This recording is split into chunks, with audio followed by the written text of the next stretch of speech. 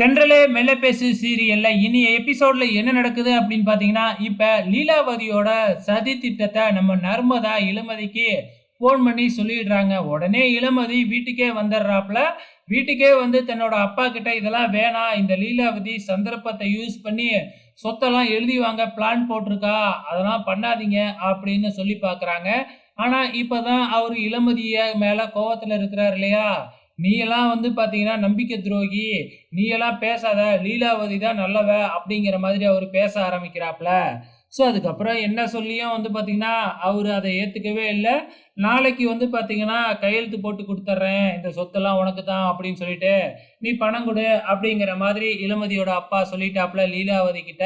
இதுக்கப்புறம் என்ன செய்யறதுன்னே தெரியல. நம்ம இளமதியும் எங்கெங்கேயோ பணத்துக்காக அலைஞ்சு அலைஞ்சு பாக்குறாங்க. யாருமே குடுக்க மாட்டேங்கிறாங்க. அப்பதான் கலா வந்து பாத்தீங்கன்னா, இளமதிக்கு ஃபோன் பண்ணி, "இங்க வா நான் பணம் குடுக்குறேன்" அப்படின்னு கூப்பிடுறாங்க. அங்க போன உடனே பணத்தெல்லாம் எடுத்து ரெடியா வச்சிருக்கிறாங்க. ஆனா இந்த பணத்த எடுக்கணும்னா, "நீ இதுல கையெழுத்து போட்டு குடுக்கணும்" அப்படின்னு ஒரு பத்திரத்த குடுக்குறாங்க. அது வேற ஒண்ணும் இல்ல. நம்ம பரமனுக்கும் உனக்கும் எந்த சம்மந்தமும் இல்ல. நான் உனக்கு விவாகரத்து பண்றதுக்கு சம்மதிக்கிறேன் அப்படிங்கிற அந்த இதுதான். ஆனா இளமதி அதுல போட முடியாது. இப்படியெல்லாம் மானங்கெட்டு போய் என் அம்மாவ காப்பாத்தணும்னு அவசியம் இல்ல.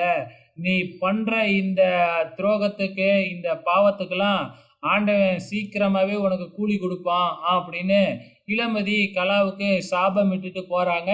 போய் நேரா உட்காந்து சாமி கோயில்ல தான் கும்பிட்டுக்கிட்டு இருக்கிறாங்க. பணமே எங்கேயும் கிடைக்கல. மறுபடியும் வீட்டுக்கே வராங்க. வீட்டுக்கே வந்து கலா நக்கலா சிரிக்கிறாங்க. "என்ன சாமி கிட்ட போய் வேண்டுனியே பணம் குடுத்தாரா?" அப்படின்னு கிண்டல் பண்றாங்க. கடைசியா ரூமுக்குள்ள போய் உட்காந்து ஃபீல் பண்ணிக்கிட்டு இருக்கிறாங்க. நம்ம இளமதி ஃபீல் பண்றத நம்ம பரமன் பார்க்கறாப்புல. கடைசியில பரமன் தான் ஏதாச்சும் ஒரு வழியில உதவி பண்ண போறாரு. அது எப்படி அப்படிங்கிறத வெயிட் பண்ணி பார்க்கலாம்.